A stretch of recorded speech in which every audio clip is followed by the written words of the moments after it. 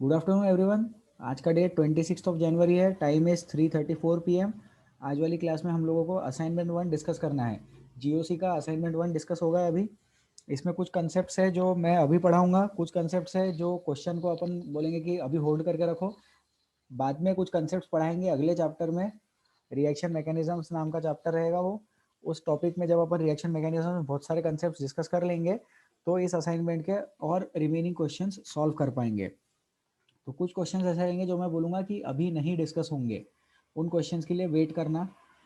फिर कुछ कंसेप्ट्स ऐसे भी होंगे जो क्वेश्चन देखने के बाद मैं एक्सप्लेन करूँगा, तो आप लोग क्लास में उस क्वेश्चन पे ध्यान देंगे।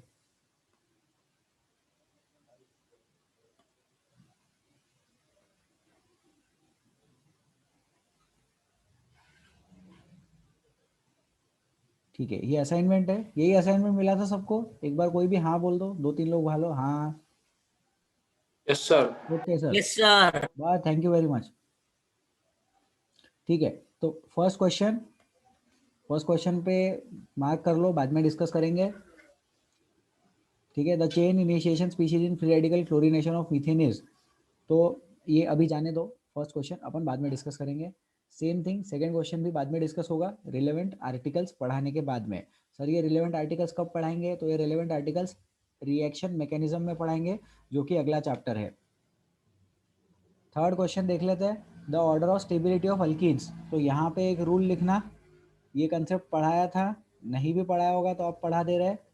अल्कीन्स का stability is directly proportional to positive hyperconjugation. Stability of alkenes is directly proportional to plus H effect.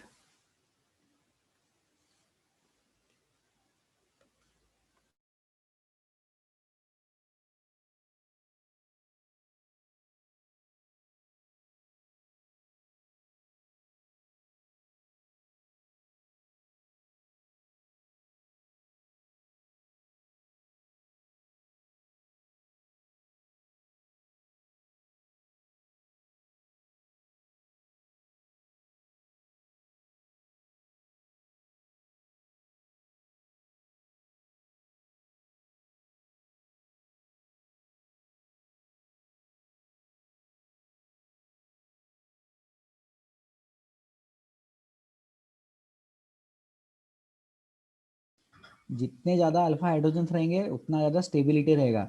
अब इस वाले क्वेश्चन में अपन देखें कि जितने ज़्यादा अल्काइल ग्रुप्स लगा के रखेंगे, जैसे यहाँ पे देखो 2 अल्काइल ग्रुप और 2 अल्काइल, टोटल 4 अल्फाइल ग्रुप है। सेकेंड वाले में 3 अल्फाइल ग्रुप है, अल्काइल ग्रुप। थर्ड वाले में 2, फिर यहाँ पर भी 2 अल्काइल ग्रुप्स है और यहाँ पर 1 अल्काइल ग्रुप है। तो इसमें डाउट सिर्फ थर्ड और फोर्थ में आना चाहिए। थर्ड और फोर्थ में कैसे कंपेयर करेंगे? थर्ड और फोर्थ में दोनों में 2 अल्काइल ग्रुप्स है, तो फोर्थ वाला ज़्यादा स्टेबल रहेगा। फोर्थ वाला क्यों ज़्यादा स्टेबल रहेगा? क्योंकि उसमें अल्काइल ग्रुप दूर दूर है, एक ही साथ अल्काइल ग्रुप रहेंगे तो चीज़ें पास में हो जाएंगी। तो जो चीज़ें पास में हो जाती है उसके लिए एक नाम होता है, सब लोग ध्यान से सुनेंगे। उस चीज़ को बोलते हैं स्टेरिक हिंड्रेंस, स्टेरिक इफेक्ट। ये वर्ड शायद हम लोग फर्स्ट टाइम सुन रहे हैं। स्टेरिक इफेक्ट, स्टेरिक हिंड्रेंस, गर्दी हो जाती है। गर्दी एक साथ अगर हो जाए तो वो चीज़ लेस स्टेबल हो जाती है। ठीक है, तो मेरा आंसर इसका रहेगा 1 2 4 3 5। ऐसा ऑप्शन है क्या? ए ऑप्शन है, तो थर्ड वाले का मेरा आंसर है ए ऑप्शन। अपन चेक भी कर लेंगे मैंने सही बोला है या नहीं बोला है। आप लोग कंसेप्ट लिख लेना, कंसेप्ट तो सही बता रहा हूँ, कंसेप्ट में थोड़ी गलती करूंगा मैं। Stability of alkenes is direct proportional two plus H. Plus H का मतलब हाइड्रोजन नहीं है, वो हाइपर कॉन्जुगेशन इफेक्ट की बात हो रही है। More is the number of alpha hydrogen, more is the stability of alkenes. ठीक है, Om unmute, AK9 Om Kakad. Yes sir. Sir alpha hydrogen बताए थे? हाँ सर बताए थे। ठीक है, ये थर्ड वाला क्वेश्चन हो गया था सॉल्व खुद से? हाँ सर किया था सर, वो ओके पेज सर, में सिखाया था स्टेरिक रिपल्शन। स्टेरिक रिपल्शन सीखा है, बहुत बढ़िया, वेरी गुड। तो ऐसा है कि थर्ड वाले क्वेश्चन में हम ये देख रहे हैं कि जो हमने अल्फा हाइड्रोजन्स और जो हमने हाइपर कॉन्जुगेशन इफेक्ट्स सीखा था कार्बोकैटायन के स्टेबिलिटी के लिए, वही चीज अल्कीन्स की स्टेबिलिटी के लिए भी यूज कर सकते। सर फिर वही चीज अल्काइन की स्टेबिलिटी के लिए भी यूज कर सकते क्या? तो नहीं यूज कर सकते। तो सब लोग अपने पास में नोटबुक में एक पॉइंट लिख लेंगे, hyper conjugation effect is used for stability of alkenes. Hyper conjugation effect जो है वो स्टेबिलिटी ऑफ अल्कीन्स के लिए यूज होता है। Hyper conjugation effect is use for stability of alkenes. Hyper conjugation effect is not use for stability of alkynes. Alkyne की stability के लिए यूज होता है और अल्काइन की स्टेबिलिटी के लिए यूज नहीं होता है। कौन? Hyper conjugation effect. प्लीज इसको लिख लेंगे। ठीक है, तो थर्ड का मेरा आंसर आ गया ए ऑप्शन। ठीक है, चलो आगे बढ़ते हैं। चेक करना है क्या? चेक कर लेते हैं। थर्ड का ए, चलो करेक्ट है, very good, yes sir.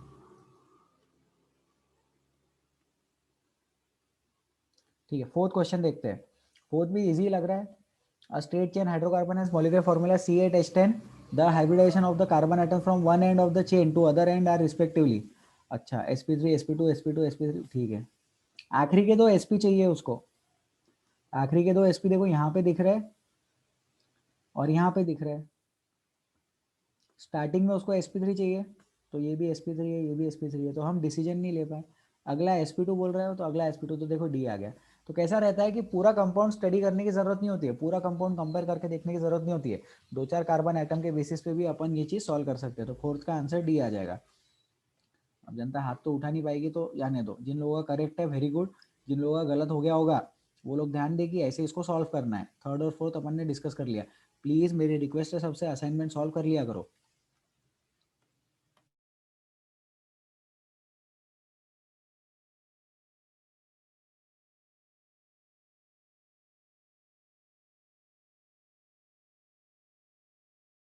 Fifth question देखेंगे हम लोग। Fifth question, heterolysis of CH3 CH2 CH3 results in the formation of. Heterolysis की बात हो रही है, बॉन्ड ब्रेक हो रहा है। कलर चेंज करेंगे। हेट्रोलिसिस की बॉन्ड बात हो रही है, बॉन्ड ब्रेक करना है। और कैसे बॉन्ड ब्रेक करना है? पॉजिटिव निगेटिव के रिस्पेक्ट में। तो फिर इसमें क्या होगा? ये बी तो नहीं होगा, ये डी भी नहीं होगा। अब देखो सी और ए दोनों करेक्ट लग रहे हैं। ध्यान से देखो, यहाँ पे एक इंटरेस्टिंग केस डेवलप हो रहा है। सी और ए दोनों बन सकते हैं, राइट, लेकिन ज्यादा स्टेबल कौन सा बनेगा? ज्यादा स्टेबल सी बनेगा, इसलिए अपन ने ये आंसर सिलेक्ट किया। कार्बोकटायन के नेबर्स ज्यादा रहे तो अच्छा, कार्बनाइन के नेबर्स कम रहे तो अच्छा। तो ए और सी दोनों करेक्ट है, लेकिन सी ज्यादा करेक्ट है, इसलिए हमने सी आंसर सिलेक्ट किया है। तो आई होप कि फिफ्थ क्वेश्चन जनता को समझ में आ रहा होगा। जनता बोर हो रहा है, प्लीज रिप्लाई मत करो, ठीक है? नहीं सर, यस सर, ऐसा रिप्लाई मत करो। लेकिन जिन लोगों को नहीं समझ में आ रहा है वो अनम्यूट करके डाउट पूछ ले। तो फिफ्थ क्वेश्चन तक अगर कोई किसी को डाउट है तो प्लीज शांति से अनम्यूट करके डाउट पूछो, मस्ती मत करो। चलो आगे बढ़ते हैं। नेक्स्ट अपने पास में सिक्स क्वेश्चन है। सिक्स क्वेश्चन जाने तो बाद में देखेंगे अपन, वो टॉपिक पढ़ाने के बाद देखेंगे। तो 1 छोड़ दिया, 2 छोड़ दिया और 6 छोड़ दिया अपन ने for the time being. 7, in the hydrocarbon the state of hybridisation of carbon 135 is. तो पहला कहाँ है? ये पहला, ये तीसरा, ये पांचवा। sp3 and sp2। sp3 sp2 कहाँ है? ये सेवेंथ का पहला ऑप्शन। इजी है क्वेश्चन, ये सिंपल सा क्वेश्चन है, राइट? ठीक है, ठीक है। अब 8 क्वेश्चन अपन ध्यान से देखेंगे। कुछ लोगों को लगेगा कि 8 क्वेश्चन पढ़ाया नहीं है, बराबर है, सही सही बात है, बिल्कुल सही बात है, पढ़ाया नहीं है 8 क्वेश्चन के रिगार्डिंग थ्योरी। बट जो 8 क्वेश्चन है वो अपन लॉजिकली सॉल्व कर सकते हैं। क्लास 10th में हमने एडिशन रिएक्शन क्या होता है पढ़ा था। एडिशन रिएक्शन मतलब ए प्लस बी गिव सी, ए प्लस बी गिव सी। तो जहां पे चीज ऐड हो रही है, तो इसमें ओ एच ऐड हो रहा है क्या? देखो ओ एच तो ऐड हो रहा है, लेकिन सीएल निकल के जा रहा है। हमें ये चीज दिखाई दे रही है कि यहाँ पे सीएल जो है वो निकल के जा रहा है, इसीलिए क्या हो जाएगा? ये सब्सटीट्यूशन का एग्जाम्पल हो जाएगा। This is an example of substitution reaction. B वाले केस में क्या हो रहा है? बी वाले केस में एडिशन हो रहा है, क्योंकि डबल बॉन्ड था, तो डबल बॉन्ड पे ब्रोमीन ब्रोमीन ऐड हो गया। ये देखो, ये आया ब्रोमीन, ये आया ब्रोमीन। ठीक है, अगर आप लोग चाहो तो इसको लिख लो। इसको बोलते हैं एंटी एडिशन। फ्यूचर में पढ़ेंगे अपन एंटी एडिशन क्या होता है, लेकिन अभी नाम तो लिख ही सकते हैं। यस सर, लिखा दो सर, बाद में पढ़ लेंगे सर हम। इसको बोलते हैं एंटी एडिशन, अपोजिट साइड से एडिशन हो रहा है। और जो सी वाला है, तो वो सी वाले में भी जब अपन ने SO3H ग्रुप यहाँ पे अटैच करवाया तो यहाँ का हाइड्रोजन रिमूव किया होगा, तो यहाँ का हाइड्रोजन जा रहा है, सही है। तो इसलिए ये भी क्या हो जाएगा? सब्सटीट्यूशन हो जाएगा। तो इसलिए इसका आंसर आएगा बी ऑप्शन। 8th वाले क्वेश्चन का आंसर है बी ऑप्शन। ए वाले के लिए लिखना सब्स्टिट्यूशन रिएक्शन, सी वाले के लिए भी लिखना सब्स्टिट्यूशन रिएक्शन, क्योंकि SO3H ग्रुप हाइड्रोजन को सब्स्टिट्यूट कर रहा है। SO3H ग्रुप क्या कर रहा है? हाइड्रोजन को सब्स्टिट्यूट कर रहा है। और ए वाले में क्या हो रहा है? OH ग्रुप क्लोरीन को सब्स्टिट्यूट कर रहा है। सब्स्टिट्यूट करना मतलब धक्का निकाल के हटा के खुद वहां पे जगह ले लेना।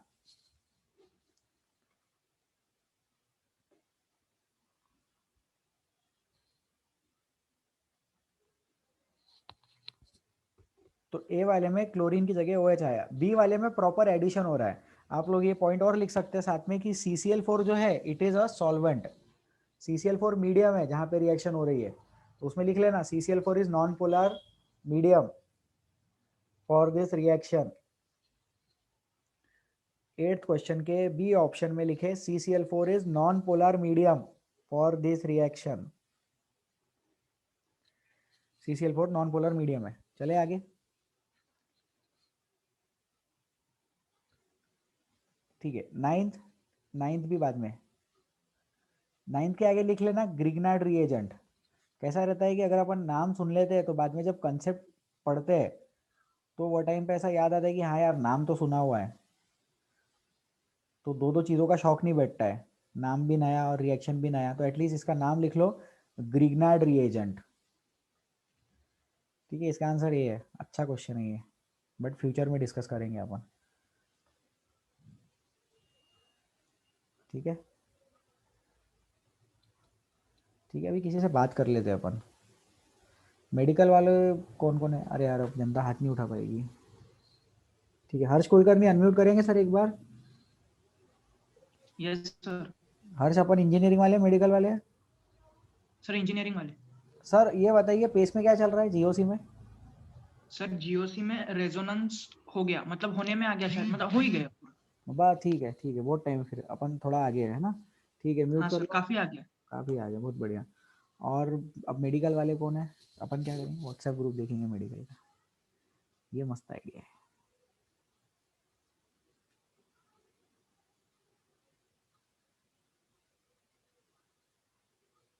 अब यहाँ जनता के नाम है क्या?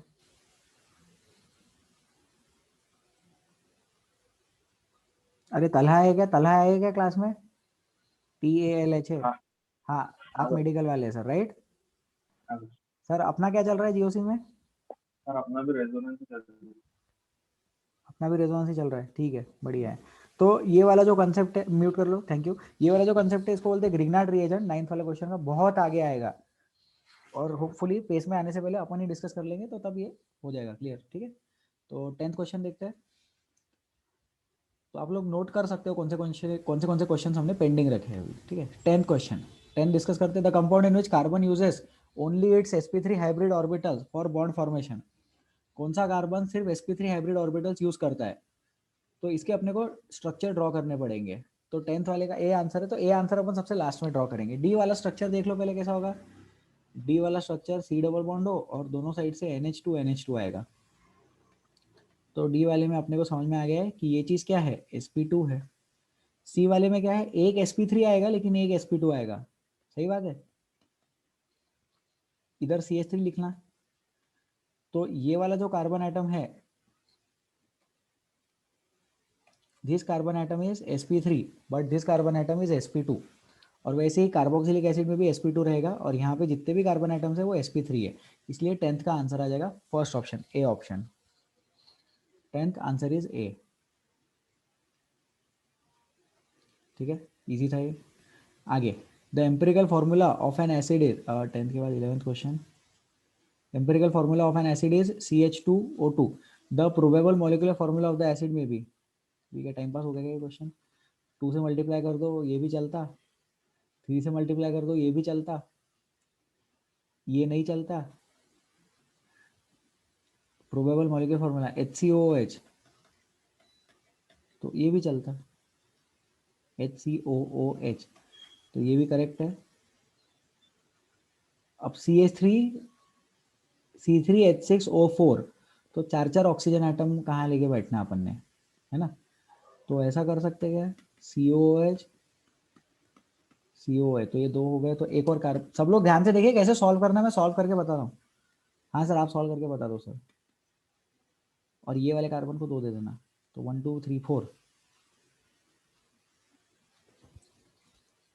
नहीं तो ये नहीं बैठ रहा है, ठीक है, बट इसमें ऐसा चल जाएगा। इधर देखो, ड्रॉ करते हैं, एक जगह लगाना COOH और एक जगह फिर COH C। कितने बचे? 1 2 3 4 हाइड्रोजन, 1 2 3 4 5 6। हाँ, तो देखो बी वाला जो कंपाउंड है वो ऐसा एग्जिस्ट कर सकता है, राइट। हाँ, C3H 3 3 6 O 1 2 3 4, ठीक है। तो ये बी वाला कंपाउंड ऐसे एग्जिस्ट कर सकता है, बट क्या है कि ये एसिड है क्या? तो ये एसिड है, लेकिन इसमें अब लाइक अल्कोहल भी आ गया ना, तो उसकी वजह से अपन इसको रिजेक्ट कर देंगे। सेम लॉजिक यहाँ पे ए को भी अपन रिजेक्ट कर देंगे, इसलिए मेरा आंसर डी आएगा। तो पहले मेरा एक्सप्लेनेशन लिख लो, बाद में अपन चेक करेंगे कि आंसर करेक्ट है क्या। तो एक्सप्लेनेशन मैंने ये दिया है कि OH ग्रुप आने की वजह से उसमें कार्बोक्सिलिक एसिड है, वो एसिड रहेगा, बट फिर प्योर एसिड जैसे डी वाला एकदम मस्त फॉर्मिक एसिड है, एक ही कार्बन आइटम वाला COH ग्रुप वाला फॉर्मिक एसिड है, डी वाला ऑप्शन। ठीक है, तो इसको करते हैं डिलीट और चेक करते हैं 11th का आंसर।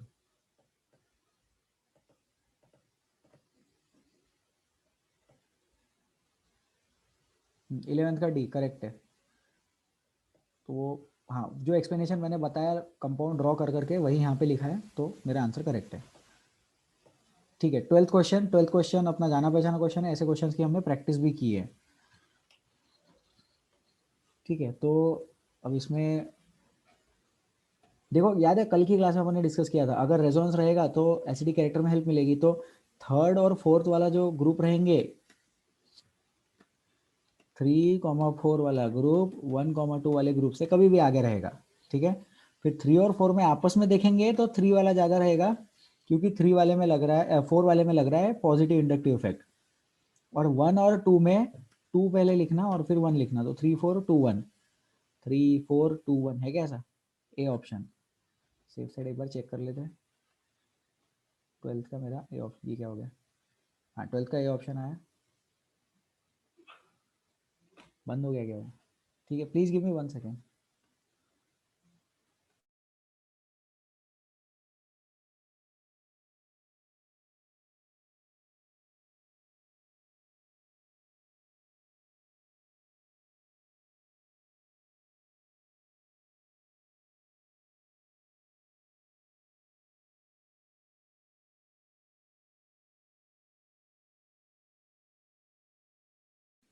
हाँ भाई, असाइनमेंट आ गया है सामने, सब लोग ध्यान से देखेंगे, बहुत इंपॉर्टेंट कंसेप्ट सिखाया जा रहा है, प्लीज़ ध्यान देंगी जनता। यहाँ पर है कार्बोक्सिलिक एसिड और यहाँ पर भी है कार्बोक्सिलिक एसिड, यहाँ पर है OH और यहाँ पर है OH।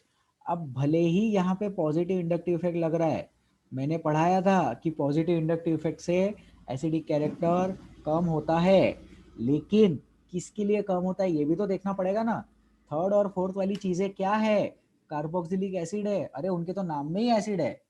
तो COH ग्रुप होने की वजह से 3rd और 4th वाले ज़्यादा एसिडिक हो जाएंगे एज कम्पेयर टू 1 और 2 वाले। ये समझ में आ गया सबको? तो इसलिए देखो मैंने ब्रैकेट में लिखा है 3,4 इज ग्रेटर देन 1,2। अब 3 और 4 में आपस में कंपेयर करेंगे तो 4 वाले को लेस लिखेंगे, 3 वाले को मोर लिखेंगे, राइट। एंड देन फिर 2 और 1 में कैसे कंपेयर करना है, तो बहुत ज्यादा इंपॉर्टेंट पॉइंट सब लोग लिख लेंगे अभी। अगर हेलोजेंस अरोमेटिक रिंग को ज्वाइंट होते हैं, अगर हेलोजेंस एरोमेटिक रिंग को ज्वाइंट होते हैं तो उनका निगेटिव इंडक्टिव इफेक्ट कंसीडर करते हैं।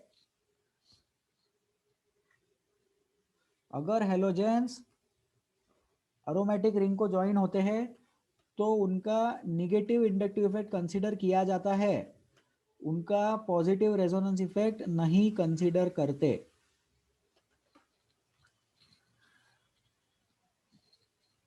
हेलोजेंस अगर एरोमेटिक रिंग को अटैच्ड है तो उनका निगेटिव इंडक्टिव इफेक्ट कंसीडर करना, उनका पॉजिटिव रेजोनेंस इफेक्ट कंसीडर मत करना,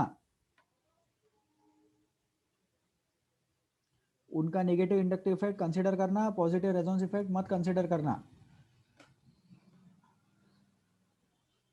इस पे थोड़ा अपने को डिस्कस करना है। तो व्हाइट बोर्ड दिख रहा होगा। अब जैसे देखो ये बेंजीन रिंग है, तो बेंजीन रिंग में रेजोनेंस होता है। Yes sir. यहाँ पे देखो OH ग्रुप है और यहाँ पे भी OH ग्रुप है। अब देखो ध्यान से, अगर OH ग्रुप सादा वाला रहता तो वो निगेटिव इंडक्टिव इफेक्ट लगाता, लेकिन OH ग्रुप अगर रेजोनेंस में रहता तो वो पॉजिटिव रेजोनेंस इफेक्ट लगाता, बराबर। तो इस केस में भी तो वो माइनस आई लगा रहा है ना, लेकिन इस केस में माइनस आई कंसीडर नहीं करते और पॉजिटिव रेजोनेंस कंसीडर करते, क्योंकि रेजोनेंस को ज़्यादा इंपॉर्टेंस देते AER/HI के अकॉर्डिंग, बराबर है ये चीज़। तो रेजोनेंस के टाइम पे रेजोनेंस देखना, इंडक्टिव इफेक्ट मत देखना, ठीक है।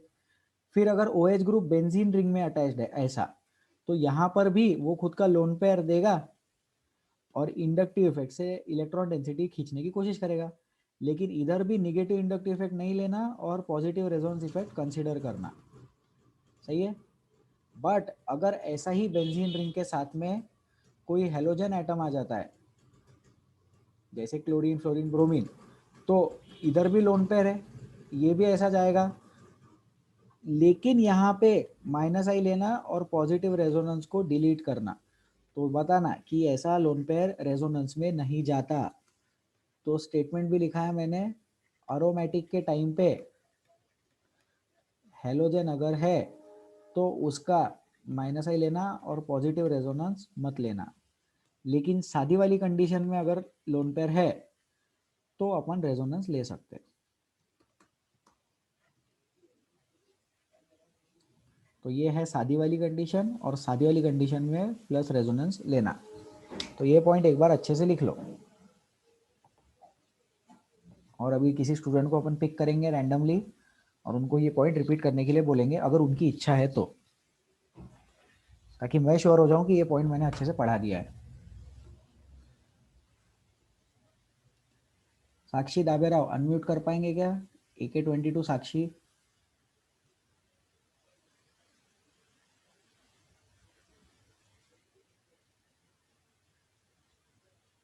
साक्षी बात नहीं करना चाहते हैं। हर्षद। Yes sir. हर्षद, जो पॉइंट अभी मैंने बोला समझा क्या? Yes sir. रिपीट करिए सर।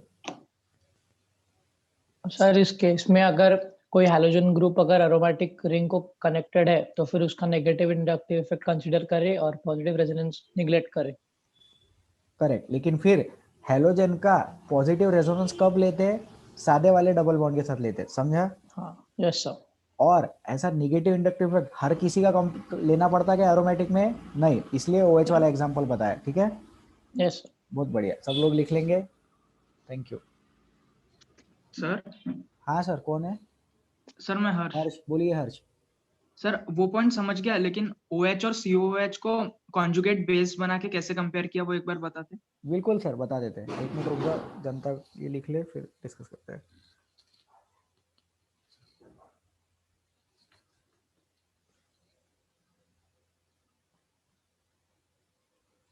चलो आगे बढ़ते हैं।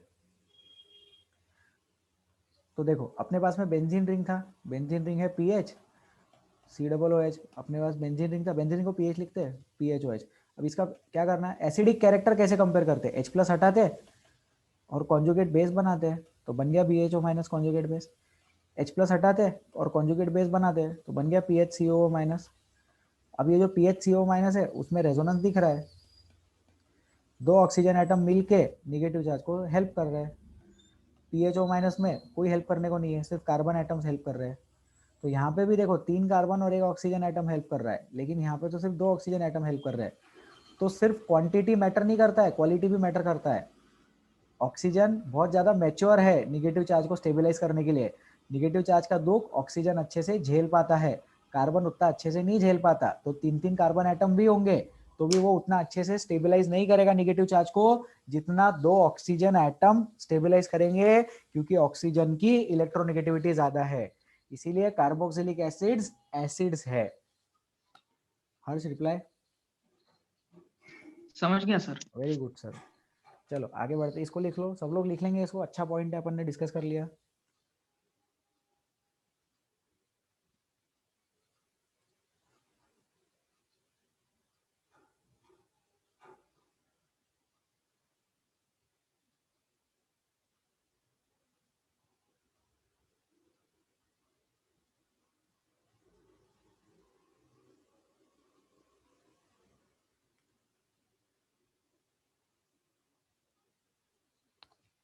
चलो आगे बढ़ते हैं।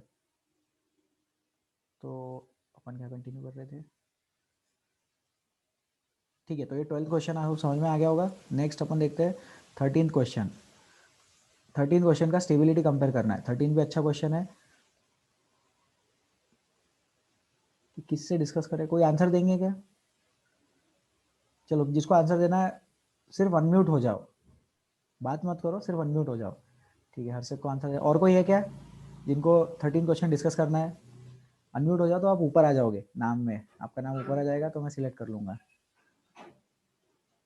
नहीं, कोई नहीं। हर्षद ठीक है, बताइए। सो ऑप्शन ए है। बताइए कैसे? सो कार्बोकैटायंस का जो नेगेटिव सॉरी इंडक्टिव इफेक्ट लगता है ना, हाँ, उसको कंसीडर करके। इंडक्टिव इफेक्ट से कंसिडर किया आपने, ठीक है। Yes. तो 4th वाले में सबसे ज्यादा इंडक्टिव इफेक्ट लग रहा है क्या? Yes sir.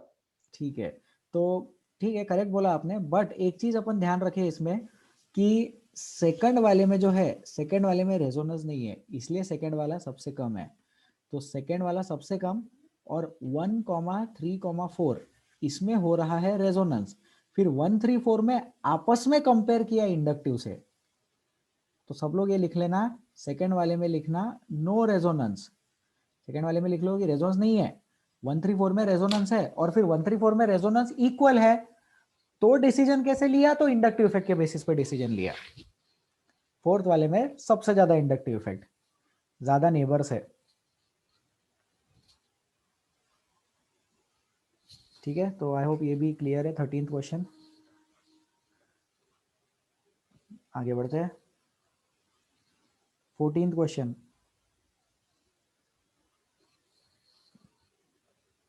क्या हो रहा है ये?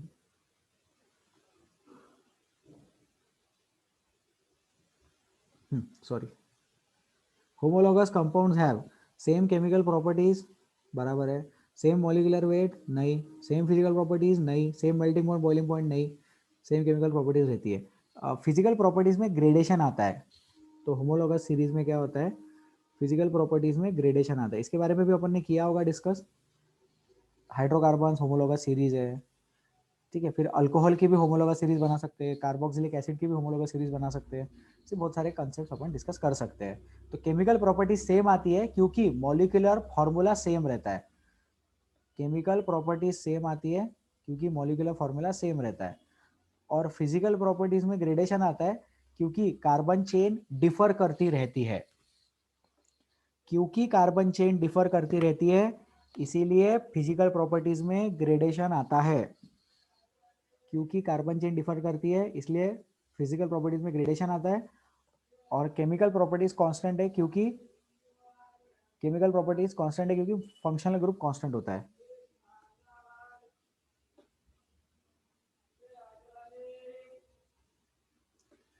ठीक है, नेक्स्ट 14th हो गया। 15th question. Cyclic hydrocarbon molecule A has all CH atoms in single plane.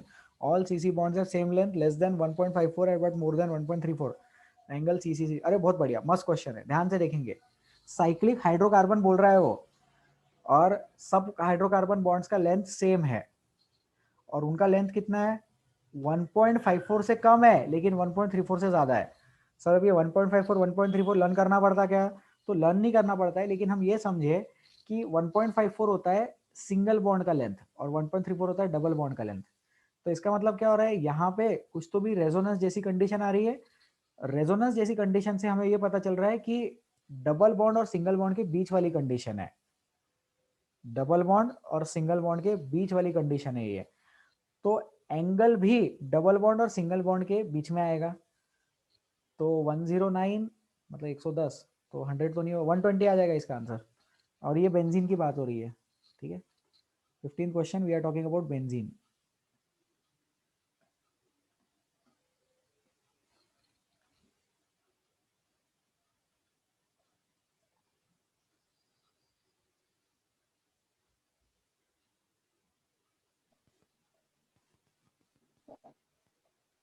sp2 और ये बीच में सर्कल, ठीक है। कोई डाउट है क्या 15 में किसी को? प्लीज पूछना है तो पूछ लो, अनम्यूट हो जाके। नहीं, no concerns, okay.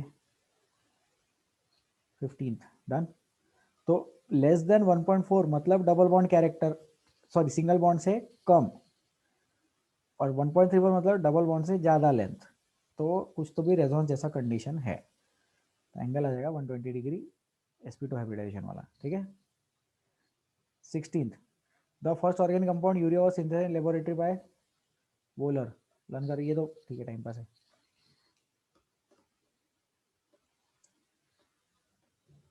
Then 17th question, how many sigma and pi bonds are there in the molecule of tetracycloethylene? वो स्ट्रक्चर भी बना के दे ही दिया है, तो अगर स्ट्रक्चर नहीं देते थे तो थोड़ा इंटरेस्टिंग रहता था क्वेश्चन। ये देखो यहाँ पे एक sigma sigma sigma sigma sigma sigma sigma sigma sigma, कितने हो गए sigma? 1 2 3 4 5 6 7 8 9, 9 sigma 9 sigma 9 sigma. Pi bond count कर लेंगे, 1 2 3 4 5 6 7 8 9, 9 सिग्मा 9 पाई। 17th है ऑप्शन। कंपाउंड का स्ट्रक्चर नहीं ड्रॉ किया हुआ रहता तो थोड़ा डिफिकल्ट बन जाता था क्वेश्चन, सोचना पड़ता था कैसा स्ट्रक्चर है, ठीक है। 17th भी easy. Next 18th question, considering the state of hybridization of carbon atoms, find out the molecule which is linear। हाँ, ये अच्छा क्वेश्चन है, कुछ लोगों ने डाउट में पूछा भी था ऐसे क्वेश्चंस, कुछ लोगों ने डाउट में व्हाट्सएप पे वगैरह पूछे थे मुझे। Considering the state of hybridisation of carbon atoms, कौन सा मॉलिक्यूल लीनियर है? तो देखो ए वाला तो लीनियर हो नहीं सकता क्योंकि वो sp3 है, तो वो तो स्पेस में जाएगा, ठीक है। फिर ये वाला कंपाउंड देखो, ये वाले कंपाउंड में भी ये sp3 और ये sp3 होने की वजह से वो चीज क्या हो गई, आउट ऑफ द प्लेन चली गई, ठीक है। फिर ये देखो, ये sp है और ये sp है, ये थोड़ा प्रॉमिसिंग लग रहा है। प्रॉमिसिंग इन द सेंस क्योंकि ये कार्बन को और ये कार्बन को 180 डिग्री मेंटेन करना ही पड़ेगा, क्योंकि बीच वाले कार्बन एटम जो है वो sp है, इसलिए सी आंसर करेक्ट है। और फिर डी वाले में क्या प्रॉब्लम हो गया? डी वाले में ये वाला आउट ऑफ द प्लेन जा सकता, जैसे जरूरी नहीं ये इसके साथ प्लेन में रहे, तो जरूरी नहीं कि ये वाला इसके साथ भी प्लेन में आए ही करके, इसलिए सी आंसर बेस्ट ऑप्शन है, because at least carbon carbon atom तो इन द प्लेन आएंगे ही, ठीक है। तो यहाँ पे क्वेश्चन में थोड़ी सी मिस्टेक है। Find out the molecule among the following which is linear with respect to carbon atoms. अगर with respect to carbon atoms होता तो और भी बढ़िया क्वेश्चन हो जाता। अभी भी ठीक है, अभी भी कंसेप्ट समझ में आता है अपन को, लेकिन with respect to carbon atoms होना चाहिए था, बिकॉज सी वाले में जो हाइड्रोजन एटम्स है वो आउट ऑफ द प्लेन चले जाएंगे। आप हाइब्रिडाइजेशन इमेजिन करें, स्ट्रक्चर इमेजिन करें हाइब्रिडाइजेशन के रिस्पेक्ट में, और अगर आप ऐसे हाइब्रिडाइजेशन इमेजिन कर पाएंगे तो सी वाले ऑप्शन में हाइड्रोजन जो है वो आउट ऑफ द प्लेन चले जाएंगे, ये अपने को समझ में आ जाएगा, ठीक है। नेक्स्ट आगे बढ़ते हैं। Formula of phenyl carbinol and chloral are respectively. अच्छा, तो phenyl carbinol, carbinol is CHO group होता है, देख लेते हैं, पीछे ही देख लेते हैं।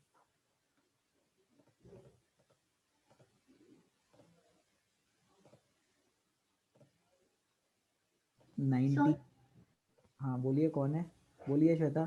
सर जो 18th क्वेश्चन में जो वो sp वाला कार्बन होता है ना, उसकी बॉन्ड लाइन स्ट्रेट होती, तो उसमें वो कार्बन एटम कंसिडर कैसे करते, वो एक बार बताना प्लीज।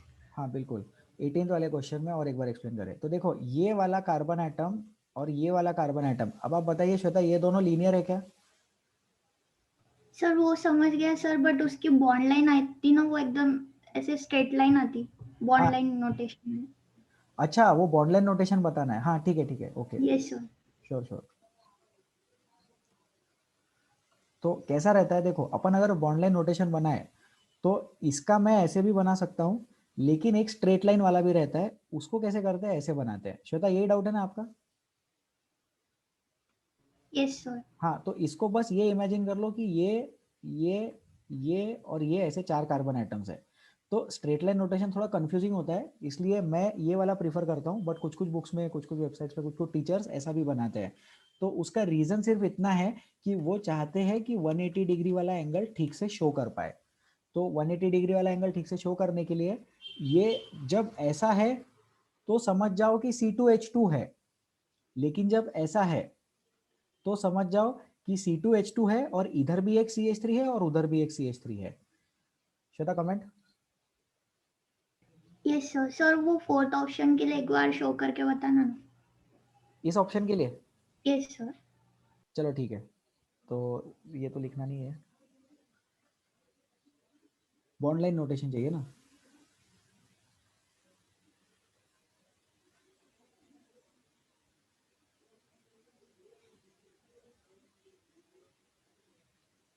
ऐसा हो जाएगा वो, उसमें ये वाला कार्बन एटम, ये वाला कार्बन एटम, ये वाला कार्बन एटम, ये वाला कार्बन एटम, फिर ये वाला, ये वाला, और बचे हुए 2, तो एक ये और एक ये, तो एक ये और एक ये। श्वेता ठीक है? Yes sir. ठीक है, लेकिन अगर मैं इसको बनाऊंगा तो मैं टेढ़ा वाला ही बनाता हूँ हमेशा, तो फिर मैं इसको कैसे बनाऊंगा? ठीक है, मुझे ये ज़्यादा बेटर लगता है, इवन दो इसमें बॉन्ड एंगल 120 डिग्री आता है। तो अगर हमें हाइब्रिडाइजेशन के पॉइंट ऑफ व्यू से सोचना है, 180 डिग्री एंगल शो करना है, तो ये वाला बनाओ। ये वाला ज़्यादा करेक्ट है जिसको मैंने टिक मार्क किया है, लेकिन ये वाला ज़्यादा कन्वीनियंट होता है समझने के लिए। ठीक है, एनीवेज हो गया, 18th हो गया, बता दिया जिनका डाउट था। 19th क्वेश्चन देखते हैं। तो 19th क्वेश्चन, फिनाइल कार्बिनोल और क्लोरल क्या होते हैं, अपन देख ही लेते हैं क्या होते हैं।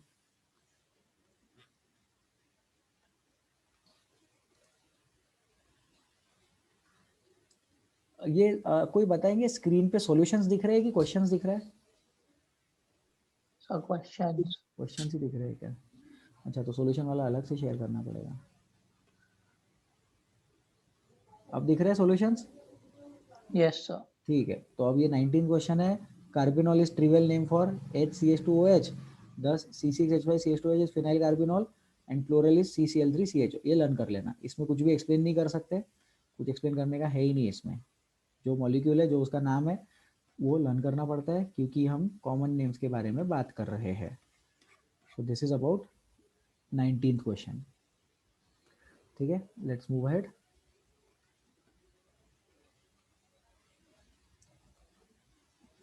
Twentieth question, percentage composition of organic compound is as follows: carbon, hydrogen, chlorine, which of the following corresponds to the molecular formula vapour density 60। तो वेपर डेंसिटी 60 है, तो मॉलिक्यूलर मास कितना आ जाएगा? 120। क्वेश्चंस दिख रहे हैं, सॉल्यूशंस दिख रहे हैं? क्वेश्चंस। Okay, thank you. तो मॉलिक्यूलर फॉर्मूला 120 आएगा, क्योंकि vapour density is equal to mm/2 रहता है। तो बस एक बार मॉलिक्यूलर फॉर्मूला पता चल गया तो चारों का मॉलिक्यूलर फॉर्मूला कैलकुलेट कर लेना। ये कितना हो गया? 71 + 2 + 12 5 85, ये गया। फिर CHCl3, ये कितना हो गया? 71 + 35 + 1 + 12 6 7 8 9, कैरी 1 7 8 9 99 नहीं 71 35 1 12 6 7 8 9 119। हाँ, ये आ गया रे भाई। ठीक है, तो क्या किया मैंने मॉलिक्यूलर मास और वेपर डेंसिटी वाला रिलेशन यूज किया और उसके बेसिस पे सॉल्व कर लिया। ये परसेंटेज के बेसिस पे भी सॉल्व कर सकते हैं, एम्पिरिकल फॉर्मूला वगैरह वो सारी चीजें इसमें सिखाते हैं मोल कंसेप्ट के टाइम पे। सर नन ऑफ दिस आएगा ना? हाँ सर, मैंने भी वैसे ही किया। हाँ, हाँ नहीं सर। None of these. अच्छा, एग्जैक्ट ले रहे हो क्या? हाँ, नन ऑफ दीज। अच्छा, नन ऑफ दीज ऑप्शन है इसलिए, क्योंकि इसमें भी मेरा 119.5 आया, राइट, क्योंकि क्लोरीन 35.5 है। यही बोल रहे हो सर आप लोग? यस हाँ सर। सर। हाँ ठीक है, नन ऑफ दीज लिख लेना। 20th पीछे आंसर क्या है, जो भी है डी कर लेना। तो 35 पीछे बी था। हाँ 35.5 इंटू 3 तो वो 119.5 आ जाएगा। एक्चुअली ऐसे क्वेश्चंस में ना नन ऑफ दीज ऑप्शन देना ही नहीं चाहिए, तभी जाके फिर अपन तभी जाके अपन लीस्ट पॉसिबल वाला आंसर सिलेक्ट करेंगे। और ऐसा मैं इसलिए बोल रहा हूँ क्योंकि परसेंटेज वाला क्वेश्चन है तो कैलकुलेशन में प्लस माइनस होता रहता है, और यहाँ पे भी 35.5 इंटू 3 मैंने एग्जैक्ट करना चाहिए था। अगर आप मेरा सोल्यूशन पिंक कलर का ध्यान से देखेंगे तो 71 प्लस 35 कर दिया था मैंने। ठीक है, नन ऑफ दिस ऑप्शन है तो अपन डी वाला आंसर सिलेक्ट करेंगे। बट ऐसा क्वेश्चन अगर फाइनल एग्जाम में आएगा तो उसमें नन ऑफ दिस नहीं रहेगा, फिर उस केस में बी वाला सिलेक्ट करना। ठीक है, सो this is 20 question, will move ahead. और वो एम्पिरिकल फॉर्मूला वाले मेथड से भी सॉल्व करते हैं, मोल कंसेप्ट में पढ़ाते हैं वो वाली चीज। वो कार्बन 10% है, उसको 12 से डिवाइड करते, फिर परसेंटेज लेते 100 से मल्टीप्लाई करके, फिर हाइड्रोजन को 1 से डिवाइड करते, क्लोरीन को 35.5 से डिवाइड करते, एंड फिर वो तीनों के जो नंबर्स आते उसको फिर स्मॉलेस्ट रेशो में कन्वर्ट करने की कोशिश करते। कर लेना वैसे try. 21 out of the following compound which will have a zero dipole moment.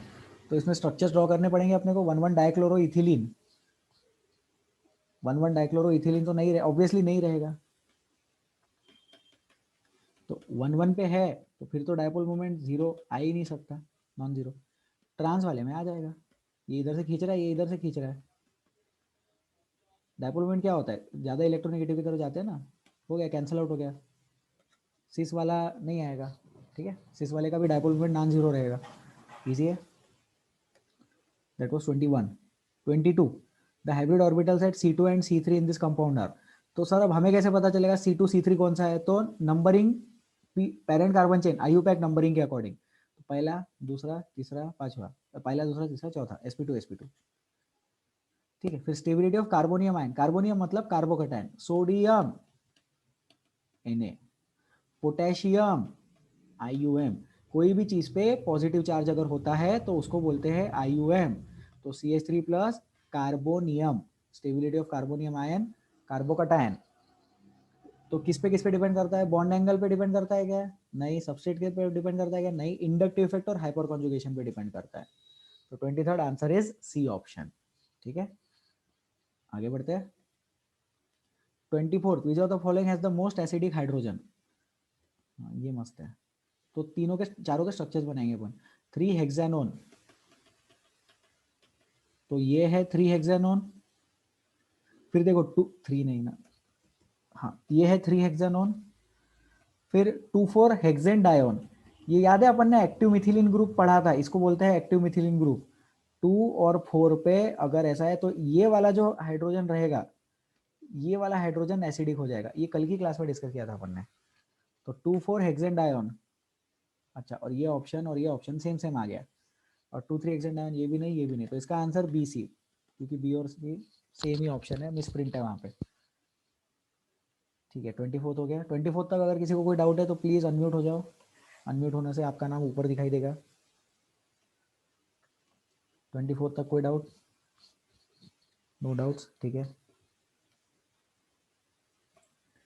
Next 25th question, species containing carbon with 3 bonds and an electron are called as. हाँ ये मस्त है, फ्री रेडिकल। कितने लोगों ने इसका आंसर कार्बन आयन लिखा था? जनता हाथ तो उठा ही नहीं सकती, और गलत भी लिखा होगा तो बताएंगे थोड़ी अभी क्लास में। देखो वो क्या बोल रहा है, 3 बॉन्ड्स है और इलेक्ट्रॉन है। उसने ये नहीं बोला एक्स्ट्रा इलेक्ट्रॉन है, वो बोल रहा है इलेक्ट्रॉन है, तो वो तो खुद का इलेक्ट्रॉन होगा ना। तो 3 बॉन्ड्स एंड 1 इलेक्ट्रॉन का मतलब है फ्री रेडिकल। एक्स्ट्रा इलेक्ट्रॉन रहेगा तभी उसको कार्बन आयन बोलेंगे। ठीक है, हर्ष अनम्यूट करेंगे एक बार। Yes sir. अपन एक बार आए थे शाम में डाउट क्लास में, याद है? हाँ सर। तब ये इलेक्ट्रॉन के बारे में अपन ने डिस्कस किया था कि अगर दूसरे का इलेक्ट्रॉन रहा, एक्स्ट्रा इलेक्ट्रॉन रहा तो कार्बन आयन, खुद का रहा तो फ्री रेडिकल न्यूट्रल। करेक्ट है? यस सर, याद है। वेरी गुड सर, म्यूट कर लो। देखो ऐसे डाउट के टाइम अपना शिविर लगता है तो शिविर में सब लोग आया करें। तो ये हो गया 25th। देन 26 क्वेश्चन देखते हैं। In which case carbon carbon bond length is same. अच्छा सेम, बेंजीन रेजोनेंस की वजह से सेम सेम। तो क्या होता है कि हम लोग ऐसा सोचते हैं, सपोज कोई दुनिया है जिसमें बेंजीन नहीं, मतलब रेजोनेंस नहीं होता, तो जो दुनिया में रेजोनेंस नहीं होता होगा वहां पे बॉन्ड लेंथ डिफरेंट आ जाएंगी ना, एक डबल बॉन्ड आएगी और एक सिंगल बॉन्ड आएगी, जबकि ऐसा नहीं है, बेंजीन में बॉन्ड लेंथ सेम है। 2 ब्यूटीन में क्या प्रॉब्लम है, 2 ब्यूटीन में सिंगल बॉन्ड भी है और डबल बॉन्ड भी है, इसलिए डिफरेंट आ गया।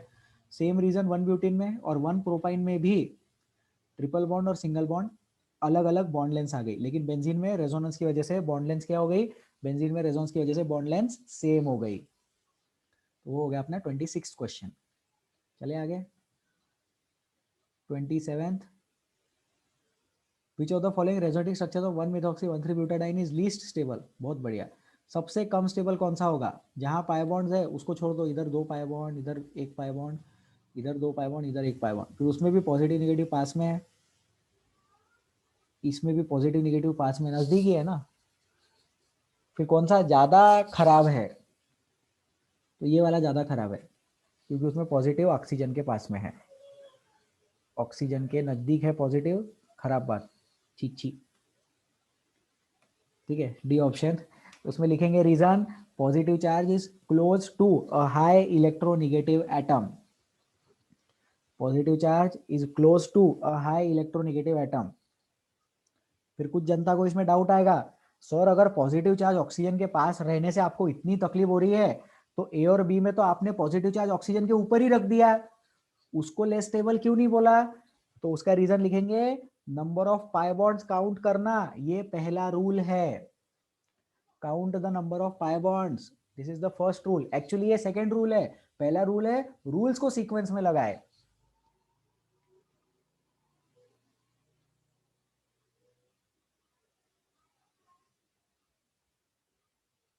पता नहीं सर क्या बोलते हो, कुछ समझ में नहीं आता, लेकिन जो भी बोलते हो अच्छा लगता है सर।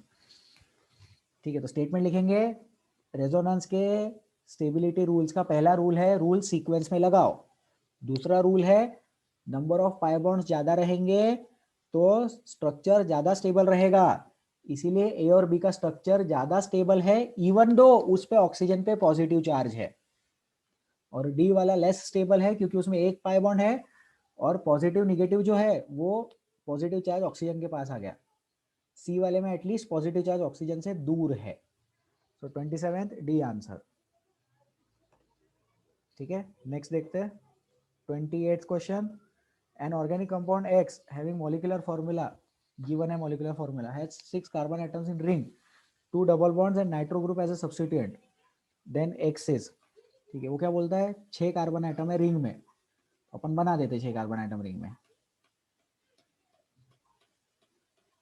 बन गए 6 कार्बन एटम रिंग में, C6H7NO2, 2 double bonds and also nitro group है सब्स्टिट्यूएंट, तो ये नाइट्रो ग्रुप लग गया NO2,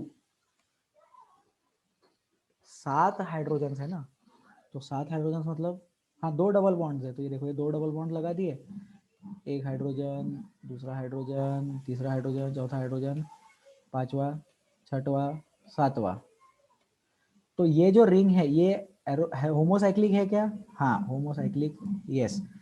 अरोमेटिक है क्या, नहीं, तो इसलिए ए आंसर।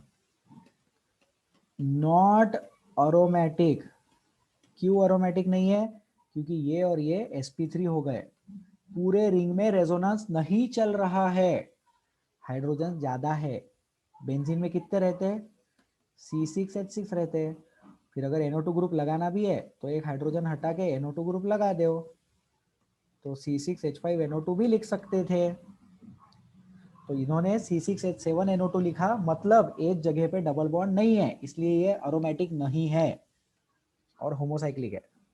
तो 28 क्वेश्चन ए आंसर। किसी को डाउट है 28 क्वेश्चन तक, अनम्यूट करेंगे।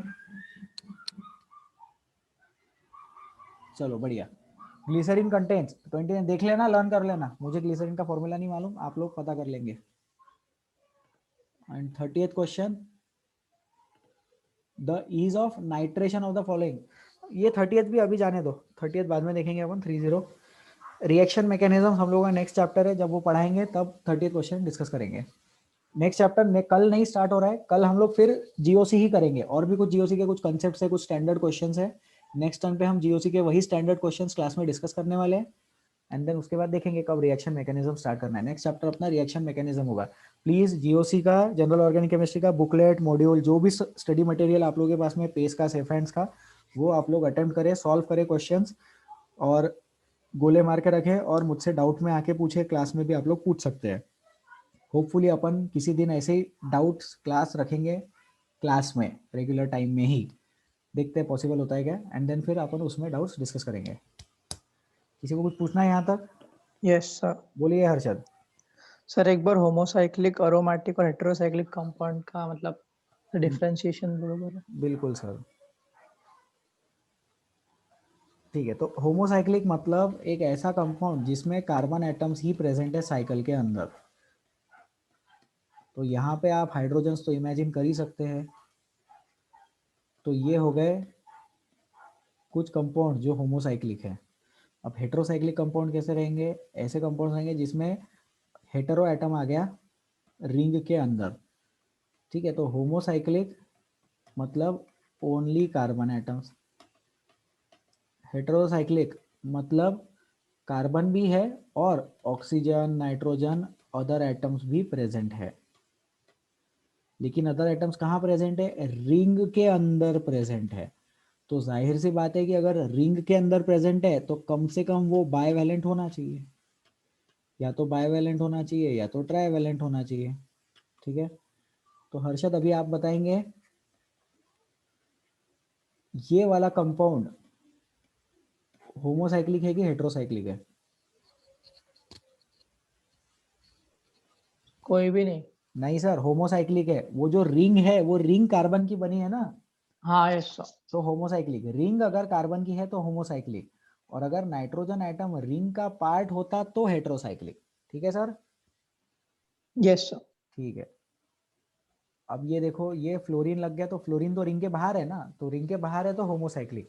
फिर हमें ये भी समझ में आता है कि हैलोजन एटम्स तो रिंग का पार्ट हो ही नहीं सकते, क्योंकि हैलोजन एटम्स जो है उनकी तो वैलेंसी 1 होती है, तो वो तो रिंग का पार्ट कभी नहीं बन सकते। ये भी हमें समझ में आ गया।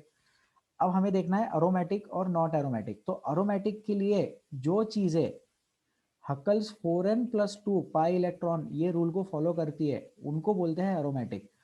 उसमें रेजोनेंस होना चाहिए, पाई बॉन्ड होने चाहिए, वो पाई बॉन्ड घूमने चाहिए, पूरे रिंग में घूमने चाहिए। अब जैसे ये कंपाउंड देख लो, इस कंपाउंड में रेजोनेंस है क्या? हाँ है ना, इतने पार्ट में रेजोनेंस है इस कंपाउंड में। लेकिन ये जो दो कार्बन एटम्स है, ये दो कार्बन एटम्स हो गए sp3, तो उन तक रेजोनेंस नहीं पहुंचा। अगर उन तक रेजोनेंस नहीं पहुंचा तो इसका मतलब ये कंपाउंड एरोमेटिक नहीं है, नॉट एरोमेटिक। पूरे रिंग में रेजोनेंस जाना चाहिए। अब जैसे ये देख लो, चलो फॉर एग्जांपल ऐसे अपन बना लेते हैं। तो ये दोनों कार्बन एटम्स क्या हो गए? sp2 हो गए, और दोनों sp2 के साथ साथ इसमें 4n+2 पाए ये कंडीशन भी फुलफिल हो गई, इसलिए ये क्या हो गया? इसीलिए ये अरोमेटिक हो गया। लेकिन अगर ऐसा कोई कंपाउंड होता तो ये वाला कंपाउंड नॉन एरोमेटिक होता। क्यों नॉन एरोमेटिक होता? क्योंकि रेजोनेंस कट गया ना। कहां से कहां तक रेजोनेंस चल रहा है? इतने पार्ट में रेजोनेंस चल रहा है, ये वाले एटम को रेजोनेंस नहीं मिला, इसलिए ये कंपाउंड नॉट एरोमेटिक हो जाता। फिर एरोमेटिक जैसा एंटी एरोमेटिक रहता है, सिर्फ एंटी एरोमेटिक में 4n पाई इलेक्ट्रॉन रहते हैं। तो स्टेबिलिटी एरोमेटिक की ज़्यादा, फिर नॉन एरोमेटिक की ज़्यादा, और लास्ट में आता है एंटी एरोमेटिक। फिर ये जितने भी बोर्ड पे मैंने एग्जांपल्स बताए ये सारे किसके हैं? होमोसाइक्लिक वाले एरोमेटिक या होमोसाइक्लिक वाले नॉन एरोमेटिक के हैं। अब जैसे ये वाला एग्जांपल देख लो, तो ये है ऑक्सीजन एटम, रिंग का पार्ट है, तो ये है हेटेरो, लेकिन हेटेरो के साथ साथ ये है नॉन एरोमेटिक। क्यों नॉन एरोमेटिक? क्योंकि रेजोनेंस ही नहीं है उसमें। लेकिन अगर अपन ये वाला स्ट्रक्चर देखें यहाँ पे, ऑक्सीजन के साथ ये और ये, तो ये क्या है? ये हेटेरो भी है और ये चीज अरोमेटिक भी है, एटम नहीं, और ये चीज अरोमेटिक भी है। क्यों? क्योंकि यहाँ पे इधर के 2 इलेक्ट्रॉन्स, इधर के 2 इलेक्ट्रॉन्स और लोन पेयर के 2 इलेक्ट्रॉन्स रेजोनेंस में पार्ट लेंगे। तो हेटेरो वाले अरोमेटिक भी हो सकते हैं, हेटेरो वाले नॉन एरोमेटिक भी हो सकते हैं, हेटेरो वाले एंटी एरोमेटिक भी हो सकते हैं। सेम थिंग फॉर होमोसाइक्लिक वाले। होमो और हेटेरो साइकिल का टाइप है, aromatic, non aromatic, anti aromatic compound का टाइप है। हर्षद कमेंट, ठीक है? Yes sir. हो रहा है सर हर्षद ठीक से प्रिपेयर? हाँ सर। ठीक है सर, ओके। बाकी बढ़िया? हर्षद बोलो यस। Yes sir. ठीक है, ठीक है। और किसी को कोई डाउट है तो प्लीज पूछ लो। सर एक और बात है। बोलिए सर। सर ये वर्कशीट का आंसर शीट भेज देना ग्रुप पे। हो गया था ना, डाल दिया था ना? नहीं सर, आंसर शीट डाली नहीं। डालिए सर, उसको भेज दूंगा मैं। हाँ भेज देना प्लीज अच्छा। उसको। Thank you so much. ठीक है, अभी अपन आज के लिए हैंगअप करते हैं। अरे ठीक है, thank you so much for attending the class. Please take care of yourselves. कल अपन मिलेंगे। कल जीओसी ही कंटिन्यू होगा। कल हम लोग जीओसी ही पढ़ने वाले हैं, आगे का कंसेप्ट।